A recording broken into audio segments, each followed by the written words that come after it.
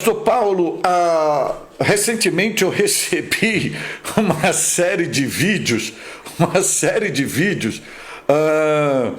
de pessoas pregando, ensinando, e uma delas dizendo que teve a revelação e provando na Bíblia Sagrada que o fruto que Eva comeu foi o coco, baseado que ela tomou, e só se toma água de coco, baseado no que ela comeu, e se o fruto que se come é coco. Isso está no vídeo. E outras pessoas, mensagens em cima do púlpito, pessoas dizendo que Deus falou, ou seja, usando a Bíblia, mas não se prega na Bíblia. E isso, desde aqueles que a gente olha assim, precisa de uma escola dominical para formatar conhecimento, mas também de altos escalões, pessoas que são teólogos e pregando em cima dos púlpitos, que quando você vai analisar o conteúdo, tem de tudo, menos a palavra de Deus. E o que dizer desses pregadores que vão em cima do púlpito para aproveitar aqueles momentos para dizer que ele é o poderoso, o autêntico pregador, pregadores sem conteúdo? E aí, tá contigo?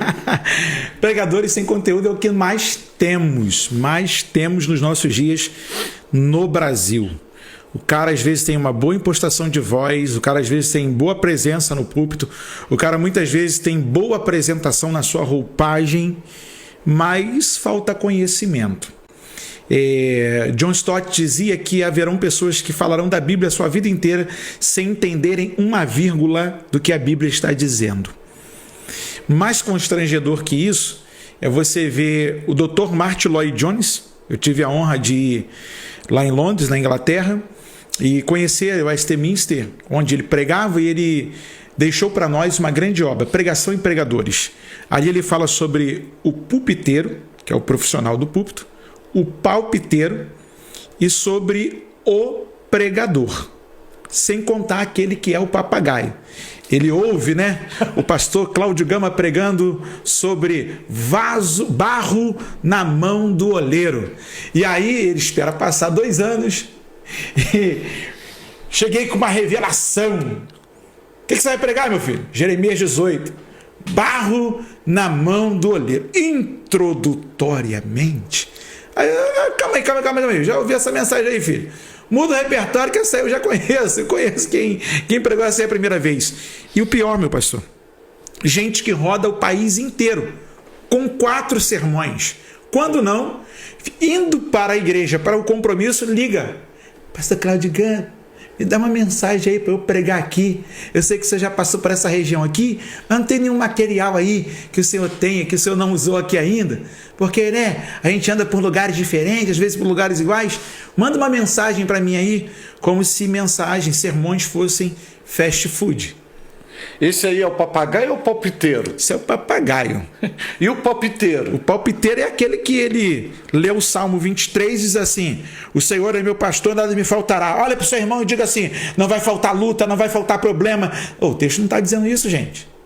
O texto está dizendo que ele vai te levar a pastos verdejantes, às águas tranquilas, refrigério para a sua alma, e ainda que você ande em veredas da justiça por amor do seu nome, nada poderá lhe fazer nenhum mal. Ainda que você ande no vale de sombra e de morte, melhor dizendo, você não vai ter nenhum perigo, porque a presença do Senhor está contigo.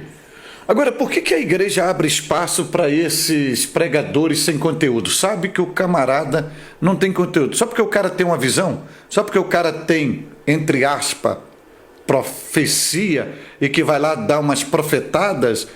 Será que é para atrair público? Eles estão preocupados com a quantidade e não com a saúde das ovelhas?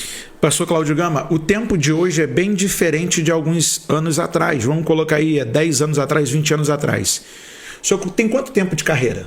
30 anos. 30 anos de carreira. Pregando. O senhor tinha Twitter nessa época? Não, senhor. Tinha Facebook? Não, senhor. O senhor tinha essa mídia que tem pregador hoje? Não, senhor. Que ele faz o quê? Ele é contratado por uma equipe para divulgar o seu ministério. Quando não, ele fica nos grandes eventos com o cartãozinho dele. Aí, me leva aí, me leva aí, me leva aí. Aí, me leva aí nessa aí. Ou então liga para o Senhor e diz assim: ó, Deus me deu uma palavra para entregar aí na igreja do Senhor. Os camaradas, eu até entendo que quem deseja o episcopado, excelente obra almeja. Agora, eu não posso deixar de me preparar para as oportunidades de Deus para a minha vida. Deus não levantou alguém despreparado para doutrinar a igreja do Senhor. Ele levantou Paulo, que era um homem que tinha conhecimento. O camarada desceu entre os árabes, falava árabe. O cara estava entre os judeus, falava em hebraico. O cara desceu entre os romanos, ele falava o latim. O camarada era poliglota, estava bem instruído na lei do Senhor. Tanto é que ele volta para o local do seu nascedouro para ficar fazendo uma revisão sobre os ensinamentos da Torá. Ele não saiu dali da visão que ele teve de Jesus e já foi sair pregando. Mesmo porque quando a igreja de Jerusalém o recebe e ele começa a pregar, tem uma certa resistência. Então ele vai se autoavaliar, auto-robustecer para começar a pregar. Os camaradas chegam hoje e já querem assumir púlpito. Esses pregadores sem conteúdo, é falta de oportunidade ou preguiça de estudar? Muitas vezes, preguiça para não estudar. Por quê? É muito fácil, o cara fica hoje na frente do YouTube.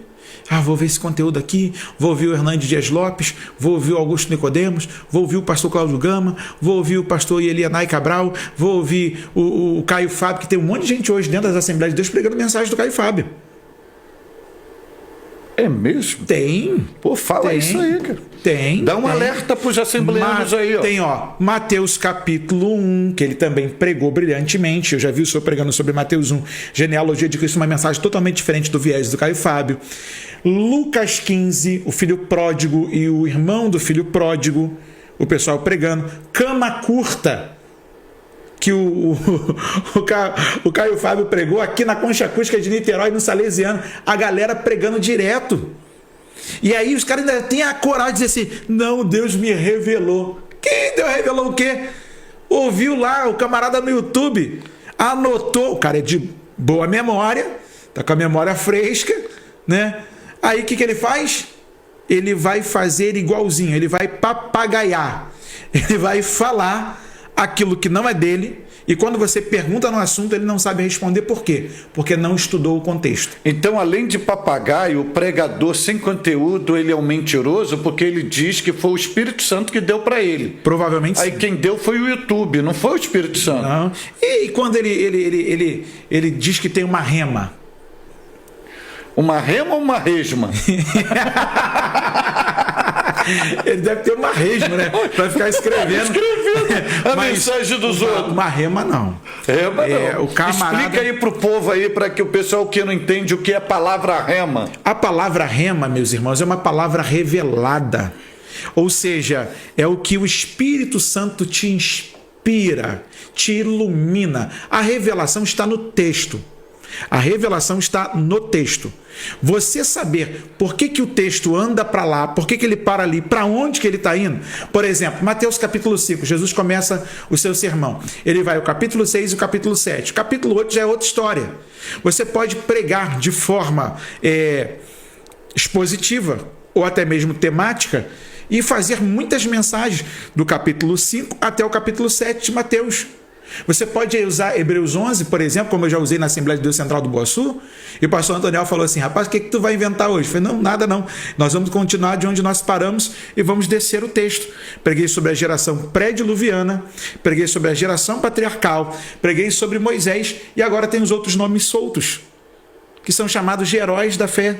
Então, assim, a Bíblia tem conteúdo para mais de metro, só que a galera não quer estudar. O que ele prefere? Vou ouvir o pastor Cláudio Gama, vou acompanhar o pastor Cláudio Gama hoje. Aí eu ouço 1, 2, 3 mensagens, e essa aqui deu certo nessa igreja, o Espírito Santo operou, vou fazer igual lá na outra. Aí não dá certo, fica frustrado. E é lamentável que hoje esses pregadores sem conteúdo, eles são mais honrados, mais valorizados hoje do que aqueles pregadores que têm um conteúdo, que se dedica, que estuda, que paga o preço. mas porque o que estuda, o que paga o preço, se dedica, não conta visão, não manipula a profecia, não trabalha com área de fenômenos sobrenaturais, que o compromisso dele com a exposição bíblica, o povo não quer. Então veja que uma coisa alimenta a outra, porque se houvesse uma conscientização desse povo, esses pregadores sem conteúdo não teriam espaço nas nossas igrejas. Qual é o grande problema, pastor Cláudio Gama? Edmundo Baldes também deixou uma referência muito boa para nós. Mais importante que o mensageiro é a mensagem que ele carrega. Só que o que a turma dos nossos dias tem apresentado? Que ele parece ser mais importante que a mensagem. Que a mensagem. Não. A mensagem sempre será de maior valor que o mensageiro. O mensageiro é apenas um canal. O mensageiro é apenas um veículo pelo qual Deus deseja se utilizar. O mensageiro precisa estar preparado com uma vida de oração, uma vida de leitura bíblica, adquirir bons livros, dedicar-se a observar o texto. Não tem como a gente pregar em um texto que a gente não conhece. Por exemplo, esses dias alguém foi pregar sobre a carta de Judas em um determinado lugar que eu estava, e o camarada fez uma lambança no texto.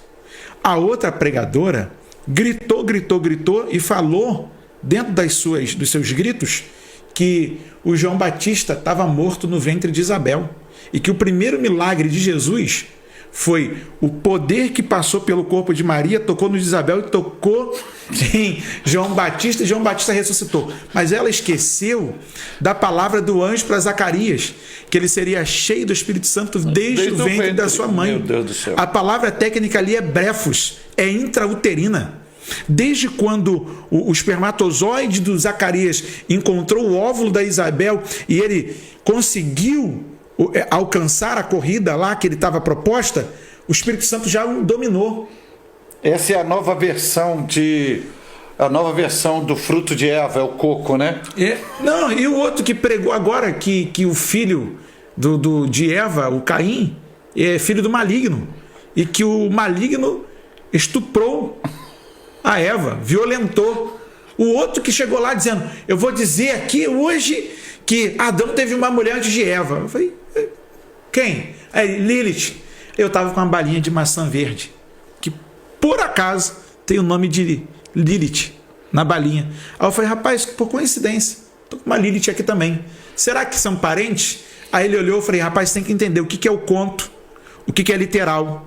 E eles não sabem. Vai pegar esses camaradas para ler o livro de Jó. Não sabe o que é o epílogo, o que é a prosa, o que é a conversa, o que é o diálogo. Uhum. Não vai saber. E você percebe que isso tudo é falta de um princípio básico. Escola bíblica dominical. Sim. Porque essa galera aí não quer escola bíblica dominical, não quer estudar e não quer ser pastoreados, orientados. Entenderam que pregar é uma fonte fácil de ganhar dinheiro. Agora eu pergunto, para a gente concluir aqui, qual deve ser a postura da igreja, de um líder, em relação a esses pregadores sem conteúdo? Limá-los do púlpito. Limar não entregar nem deixar subir. Pastor Cláudio, não dar voz. O senhor é pastor presidente, o senhor sabe que o seu rebanho está te ouvindo todos os dias. O senhor me convida, eu falo uma besteira lá, uma heresia lá, a trabalheira que eu vou deixar para o senhor ficar consertando. O pregador que vem de fora, ele pode somar com a sua semeadura ou estragar tudo aquilo que você está plantando ali pelas Sagradas Escrituras. Enquanto os pastores não se conscientizarem de que eles têm o dever de serem os guardiões da boa doutrina para o rebanho do Senhor, nós vamos continuar sendo alimentados por lavagem. Eu gostei desta palavra. Os pastores têm que ser guardiões da boa doutrina para preservar a saúde do seu rebanho. Então, pregadores sem conteúdo, 2 conselhos para vocês.